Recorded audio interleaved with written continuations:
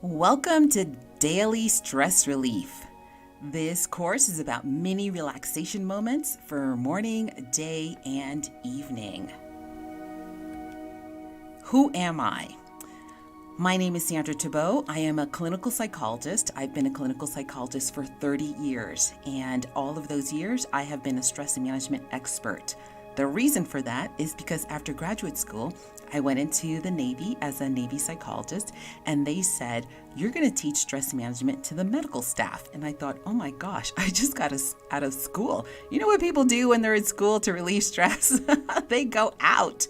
They go out to clubs and things like that. So I just got out of a PhD program, so I knew how to do research, and I did the research and got my presentation together. And lo and behold, these people didn't know anything about stress management. I was instantly the expert, asked to teach over and over again. When I got transferred to a Marine Corps base, I did the same thing there. And then I went to Kaiser Permanente, did that as well. I have taught stress management trainings to large and small companies across the country. I have 2 books on Amazon on stress management. I'm also a certified executive coach. And as I already mentioned, I am a former Navy lieutenant commander. What are we going to do today? Here's our agenda. We're going to start off by briefly talking about the neurology of stress. This is really important to understand how stress actually works because it really shows up differently for different people, but physiologically it works the same way. And if you can understand how it works, you can understand how to short circuit it. We're going to talk about the impact of stress. Obviously, we all know what stress feels like, but there are some impacts that we may or may not be aware of.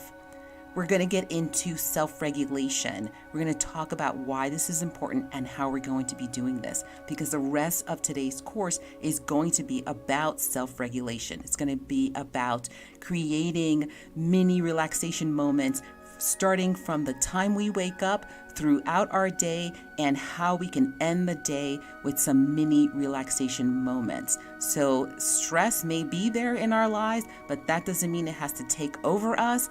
It means that we're going to learn to take over stress and remain calm throughout the day.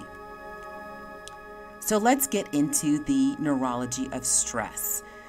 Bear with me, I'm going to get into some biology here, but it's really important. So you have a body. Your central nervous system is composed of your brain and your spinal cord. That's it. And then from your brain and spinal cord, there are nerves that go to every cell and muscle in your body through your peripheral nervous system. And this is where everything happens, is through your peripheral nervous system. You'll see at the bottom, there's the sympathetic and the parasympathetic nervous systems. Your sympathetic nervous system is where that fight or flight response originates. That's the part of your nervous system that's responsible for all of the symptoms that we experience physiologically from stress. Your parasympathetic nervous system is the part that's activated when the sympathetic nervous system is calmed down. This is the part of your body that's responsible for making sure that your heart rate is at a regular pace, your circulation is going normally, your digestive system is functioning, your immune system is doing the best job that it can. All of these systems shut down when you're under stress. That means that when your sympathetic nervous system is activated, your heart rate is not at a regular normal pace. Your digestive system has shut down. Your circulatory system has changed to accommodate the fight or flight system.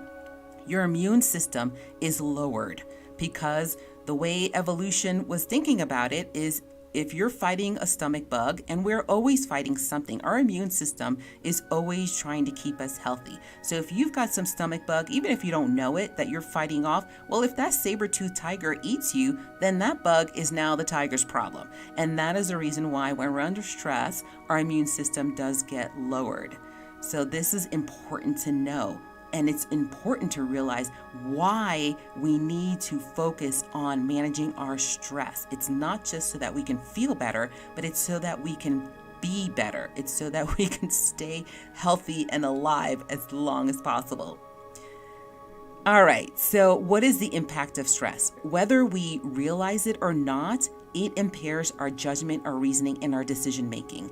We may think that we're making good decisions, but trust me, have we not all had a time where after the fact we thought, oh my gosh, I wish I hadn't said that, or why didn't I say this? That's because even though you thought you were making the right decisions, you were not making the best decision that you could have been making. This is one of the major impacts of stress. It also impacts our relationships. It's easier to get frustrated or impatient with somebody when you're under stress. It's a lot harder to think of the right thing to say and do when you're talking to somebody you care about, or even if it's somebody you don't care about, they're just a coworker, right?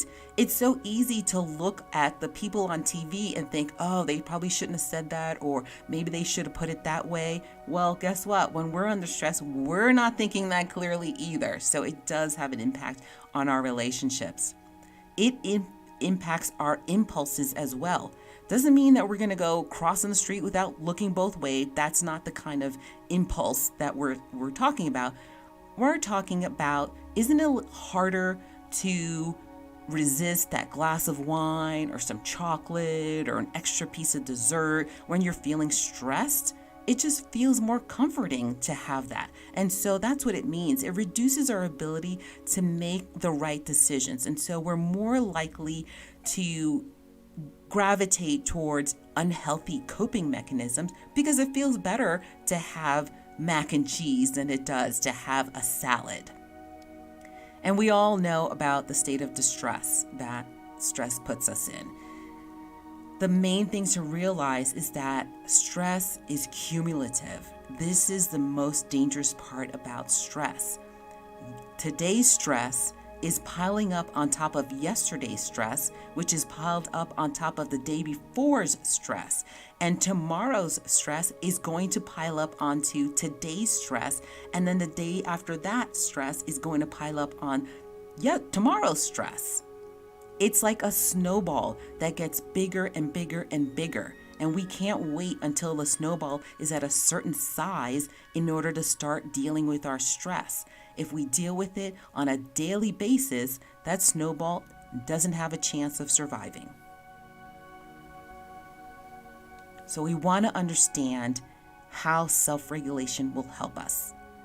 One thing to keep in mind is that it is impossible to be stressed and relaxed at the same time. So if you can get yourself to a relaxed state, you're not going to be able to feel stress. The good news is that it is possible to stay relaxed even while you're at work, even while you're under pressure. It's going to leave you in a state of empowerment, and that's what this course is all about, making you empowered in your efforts to reduce your stress. Now, we want to have a goal. Our goal is to remain relaxed throughout the day. That's why we're going to be going over some techniques for first thing in the morning, during the day, and into the evening. Some of the things that I'm going to be talking about seem simple on the surface, and I realize that they can be difficult to integrate. They're difficult to integrate if you don't realize that you may have to change your routine in order to integrate these things. And there's nothing wrong with changing your routine. In fact, changing your routine will be a good thing. That means that you're getting yourself out of a pattern of allowing stress to seep into your life and closing those doors and shifting your life so that you're allowing relaxation now to seep into your life. So please understand that if you're finding it difficult to integrate some of these techniques into your life, the key might be to change up your routine so that you're allowing these techniques to be part of your life. Unfortunately, I have met a lot of people who don't make these changes until they hit their rock bottom, or their stress bottom, as I like to call it. I don't want you to have to wait until you've hit your stress bottom in order to incorporate these techniques. Please, just to start today. That's why you're here on the class anyway, right? And so these techniques are, like I mentioned, are going to be useful for you for the morning. We're going to have some techniques that you can use in the morning, some for during the day, and some for the evening. So let's start talking about what you can do during the day. The most important thing you can do is to not open your eyes and jump on technology as soon as your eyes open. I've personally had to institute a rule in my house with my kids that they are not allowed to turn on their cell phones until they're dressed. These kids will turn on their cell phone while they're brushing their teeth. My son is listening to something while he's in the shower. This is kind of ridiculous.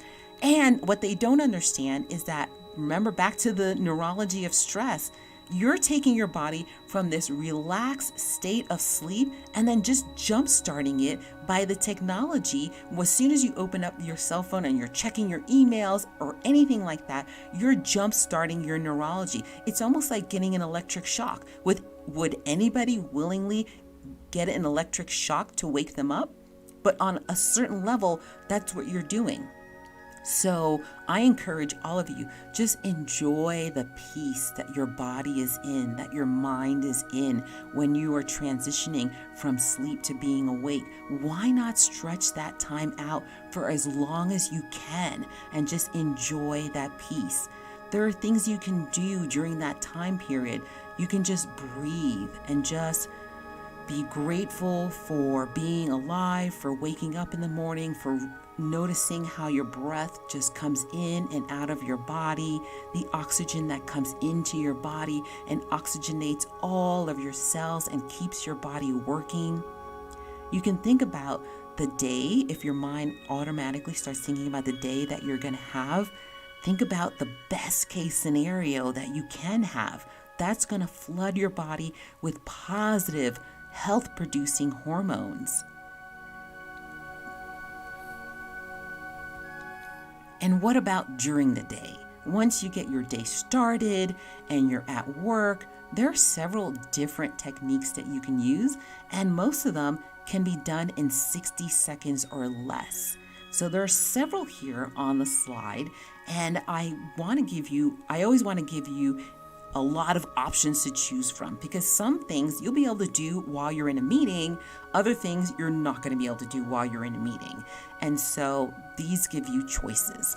One of them is to go wet noodle. And what does that mean? What is a wet noodle? Completely relaxed. You just do a body scan. Start from the top of your head, working all the way down to your feet, and just relax everything as if you can just slump in your chair and there is nothing holding you up except the seat of your chair, right? You're just completely, almost like you went unconscious. Your body just slumps relaxed. Believe me, if you can get your body to relax, you are activating your parasympathetic nervous system, which is shutting down your sympathetic nervous system. So going wet noodle is one way to go about it. The next technique is called diaphragmatic breathing. Now, I love teaching diaphragmatic breathing because what I didn't point out in the first slide is that both the sympathetic and the parasympathetic nervous system are part of your autonomic nervous system. I know I'm getting into the jargon again, but bear with me. Autonomic means that this is the part of your nervous system that's controlling everything that you do not consciously control. So think breathing, your heart rate, your blood pressure, your digestion, your immune system. You're not consciously controlling any of those things. Those are in your autonomic nervous system.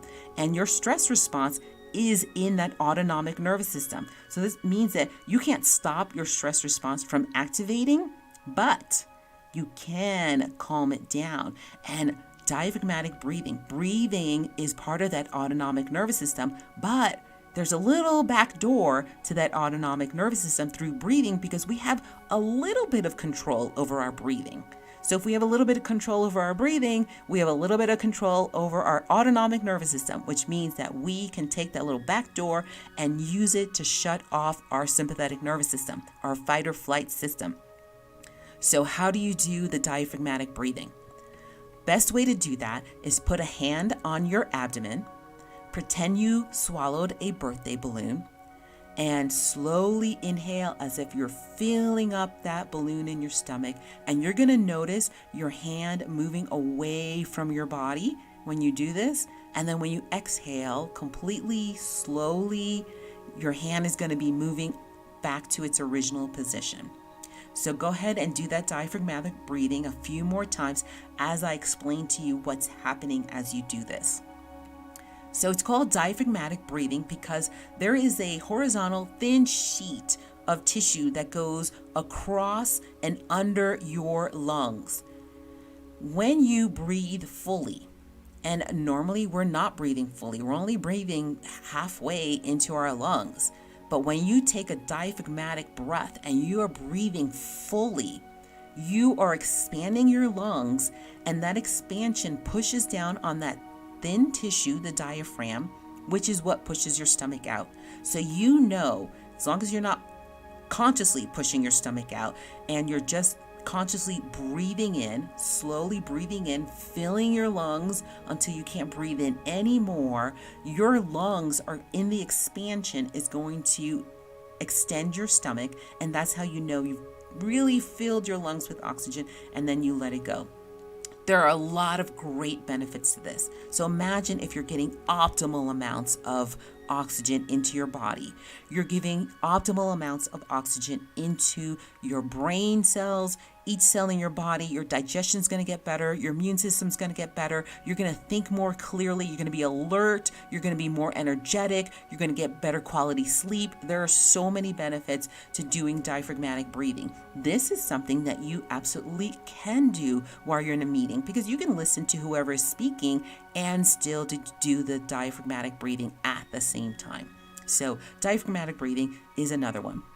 And if you want a more lengthy explanation or practice on diaphragmatic breathing, I do have some diaphragmatic breathing videos on my YouTube channel. I'll let you know more about that at the end of this class. The next is peripheral vision. Again, another thing that I do with my kids because they're constantly on a cell phone. Believe it or not, even if you're not constantly on a cell phone and you are constantly in front of a computer, what's happening is that you are so focused on what's in front of you that you're actually ignoring your peripheral vision. And when you do that long enough, what happens is that those cells that don't get used, they die. It's a use it or lose it situation. This is where forgetting comes in, right? This is where people go, oh yeah, I studied this language in high school, but I can't remember a thing, right? If you don't use it, you'll lose it. And so that's why it's important to step away from your computer, step away from your phone, and go outside. Let your vision expand to see an entire landscape and practice having that peripheral vision as part of your visual sphere, so to speak. You want to be able to have that happening. And guess what? Whatever happens in our neurology affects our psychology. If you are so laser focused on just one thing, guess what?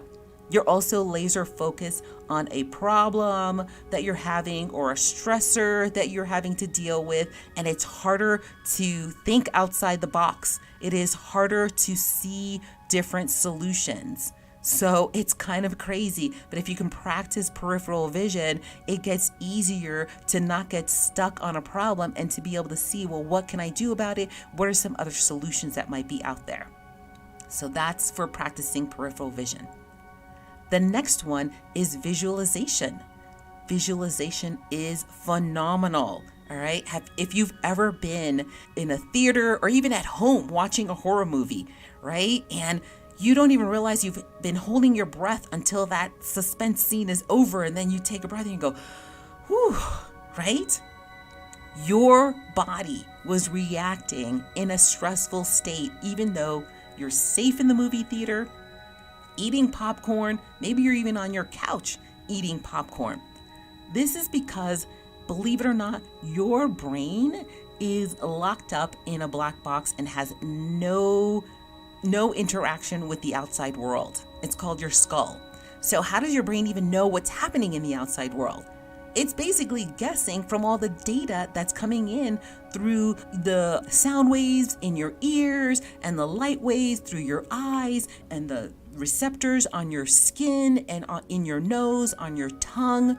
And it's taking all of those billions of bits of data, and it's assembling them like a puzzle to determine what it is that's happening in the outside world. So if a horror movie can get you into a stressed state, guess what visualizing yourself on the beach could do for you?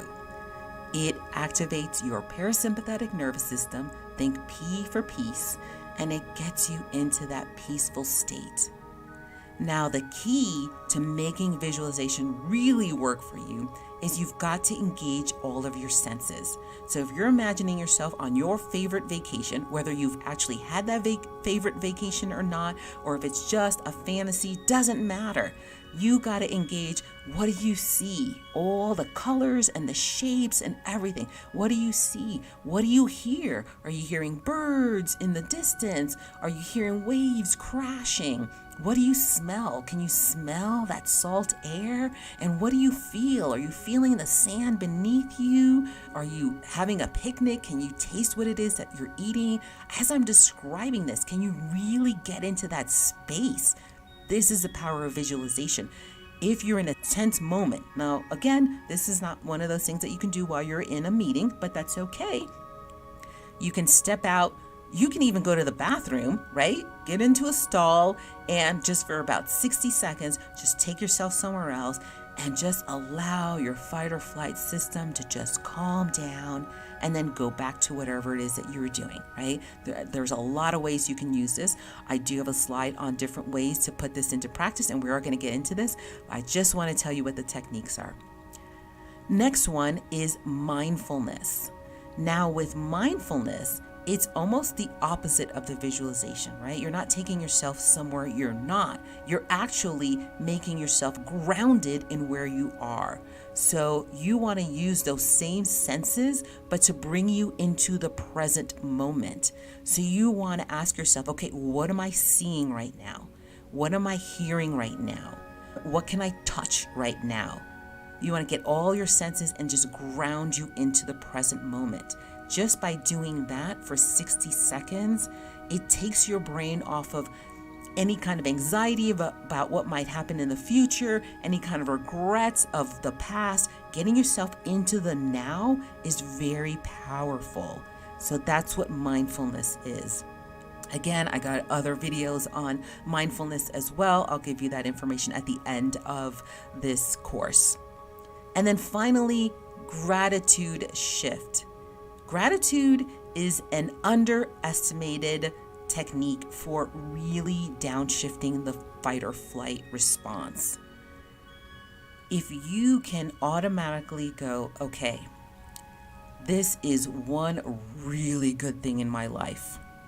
What it does is it gets you out of the feeling that stress can come and envelop you in a state of everything sucks and my life is awful and it's always going to be awful. Come on, we've all been there. Gratitude gets us out of it. If there's anything that gets us out of it, gratitude has the power to do that. And when we talk about what happens in the evening, you're going to be able to use one of the techniques in the evening to even supercharge this gratitude shift that you can do during the day. All right, so let's talk about how you can implement these mini relaxation moments during the day. Now, the morning, you know what to do. It's pretty simple. Just extend that peaceful time for as long as you can, at least for 5 minutes, right? Or like I tell my kids, at least until after you've gotten dressed.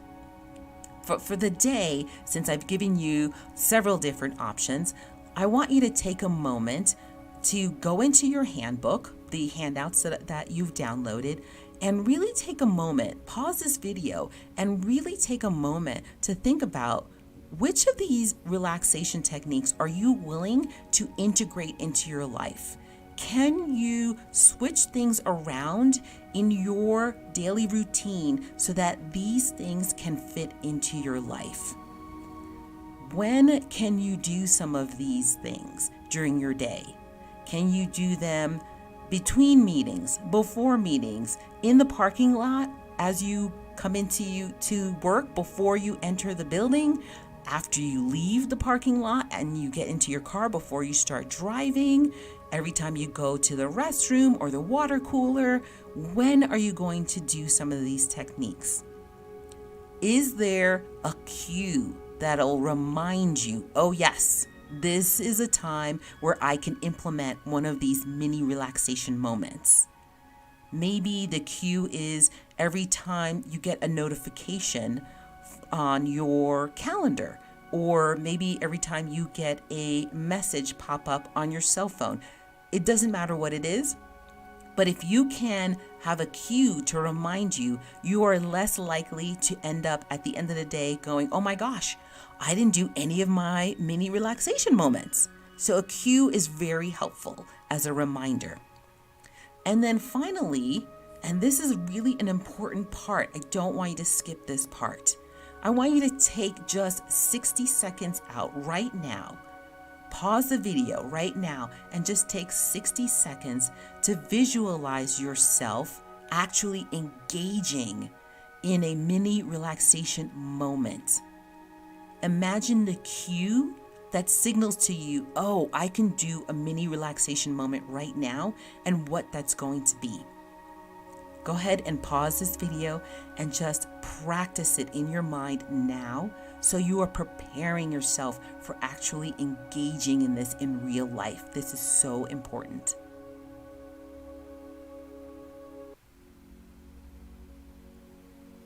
Welcome back. I'm so glad you took the time to do that. It is so important. The more you invest in yourself, the more you're going to get for yourself. It's just the way things work. End of the day, what can you do? Most important thing you can do is look forward to it.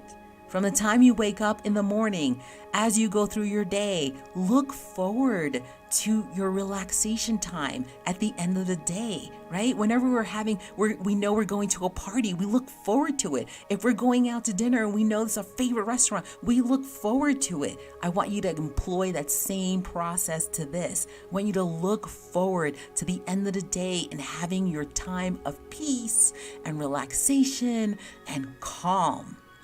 And here are some things you can do at the end of your day to get that.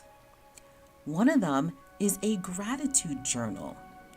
I do this with my kids at the end of the day. In fact, we have it on this huge piece of paper on our wall so that we are always looking at, for the entire month, what we were grateful for. But you can do it in a journal. And at the end of the day, you write down 1 to 3 things that went well that day, that made you smile, that you were grateful for. And you cannot repeat anything you wrote down that month. So it has to be different. By doing this on a daily basis, you train your brain to look for the positives. This is what I'm doing with my own kids. I'm getting them to train their brains to always look for the positive, because when you do that, what ends up happening is you don't stay in stressed out mode for very long. You don't stay in problem mode for very long. You start thinking outside the box. You start thinking about solutions a lot faster. These are all the subtle benefits of doing a gratitude journal. It's not just about, oh, let me just write down, I'm grateful for my eyes and I'm grateful that I can walk. It's more than that, and it's deeper than that, and that's why you cannot repeat anything, and that's why it has to be focused on that specific day. What was good about that specific day? The next thing you can do is to stretch, right? So many of us, me included, have a sit-down job where you're sitting down at a desk for hours on end. And our bodies were not meant to be sedentary. We were not meant to be seated for this much of our day. It's a condition of modern living that we have to overcome. So getting a nice good stretch at the end of the day, loosen up your muscles. You're going to get a much better quality of sleep when you do that as well. And when you get good quality sleep, you wake up the next day feeling refreshed. You don't need caffeine to be pumped into your bloodstream in order for you to have energy. The next thing is meditation. If you've ever had difficulty meditating, again, I've got videos on that as well. I do my best to give people as much information as they can on managing their stress. So yes, I do have a video on meditation as well. But let me give you the keys to meditation right now, okay? Meditation is not about trying to empty your mind of thoughts, okay? That is a wonderful little side effect of doing it after 10 years. Meditation is simply the practice of just observing your thoughts. Yes, every now and then, those thoughts are going to carry you away like a runaway train, but the practice of meditation is recognizing that and bringing yourself back to just observing your thoughts. You can equate it to watching leaves float by on a stream, right? Just look at that one point in the stream and just watch a leaf come by and then go away, and another leaf comes by and goes away. Don't follow that leaf down the stream. If you find yourself doing that, just bring yourself back to what's right in front of you. Another example would be to pretend you're sitting at the back of a movie theater and that your thoughts are going across the screen. And you want to watch your thoughts going across the screen. If you find yourself being drawn in by one of your thoughts, that's okay. The practice of meditation is to bring yourself back to the place of just watching your thoughts. So if you've ever thought that meditating was hard, then you're probably doing it right. It's not supposed to be hard. It's just that you are confusing the practice of meditation with the goal of emptying your thoughts. If you are watching your thoughts and you keep having to bring your thoughts back to the present moment, good for you. You are meditating. You're successful. The next one is a religious practice. Some people have a religious practice, and that is a wonderful way to end the day. However you find your spirituality is the way to center yourself at the end of the day. And then finally, some inspirational reading, right? How many of us finish our days by watching some crime show or some thriller, something that gets stuck in your head and you end up having it incorporated in your dreams? Why not incorporate something inspirational into your dreams? So a little inspirational reading at the end of the evening is fantastic. Let's implement these winding down routines that we just talked about.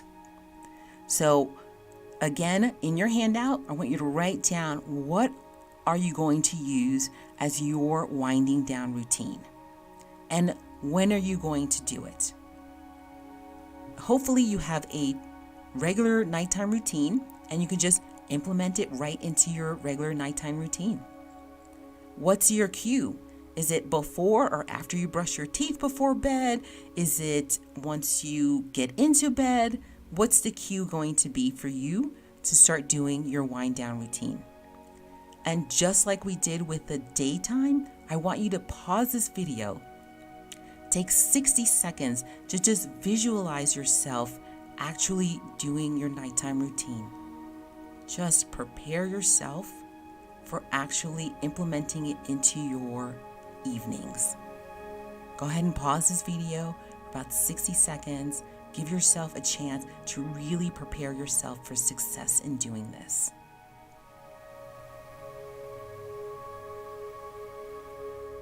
Awesome. And now I want you to imagine that maybe something's stopping you from doing your routine. Whether it's during the day or in the evening, something happens to interrupt your ability to have your normal wind down routine. What are you going to do about it? How are you still going to be successful? I want you to take 60 seconds to just imagine how are you still going to be successful at having your wind down routine at the end of the day.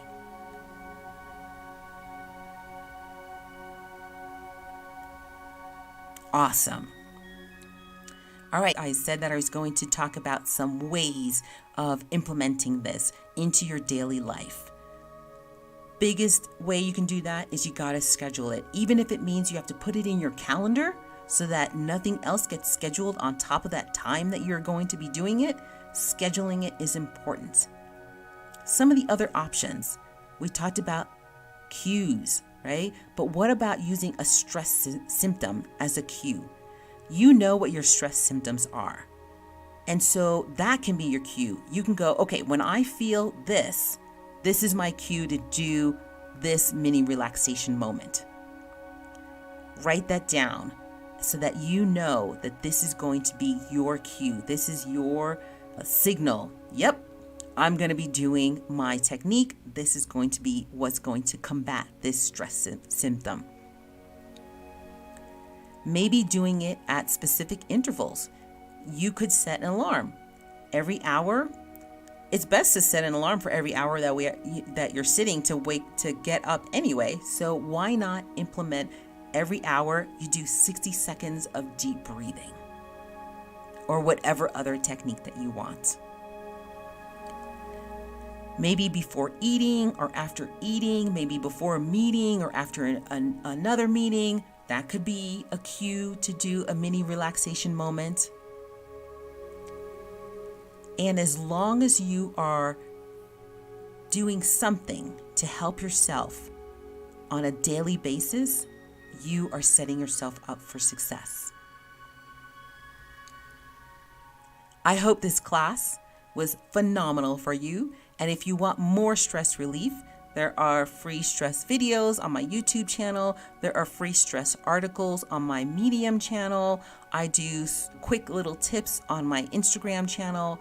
And if you are interested in anything more in depth, like training, 10-week courses on the top 10 mistakes that people make when they're trying to reduce their stress, this is the main reason why people stay stressed despite knowing what to do. I have information about that as well.